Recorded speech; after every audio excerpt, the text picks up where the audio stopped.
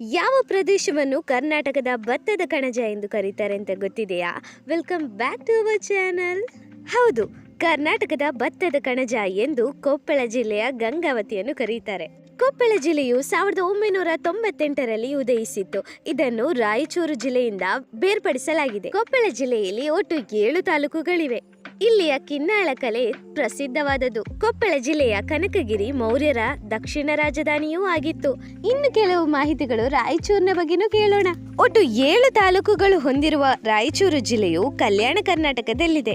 ರಾಯಚೂರು ಜಿಲ್ಲೆಯಲ್ಲಿ ಕರ್ನಾಟಕದ ಅತಿ ದೊಡ್ಡ ಉಷ್ಣ ವಿದ್ಯುತ್ ಕೇಂದ್ರವಿದೆ. ಅದು ಅಲ್ಲದೆ ಕರ್ನಾಟಕದಲ್ಲಿ ಭತ್ತದ ಉತ್ಪಾದನೆಯಲ್ಲಿ ಪ್ರಥಮ ಸ್ಥಾನದಲ್ಲಿದೆ ನಮ್ಮ ರಾಯಚೂರು. ಕೃಷ್ಣ ಹಾಗೂ ತುಂಗಭದ್ರಾ ನದಿಗಳು ರಾಯಚೂರು ಜಿಲ್ಲೆಯಲ್ಲಿ ಹರಿಯುತ್ತವೆ.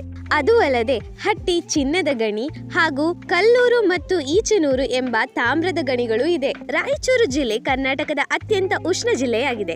ನಿಮಗೆ ವಿಡಿಯೋ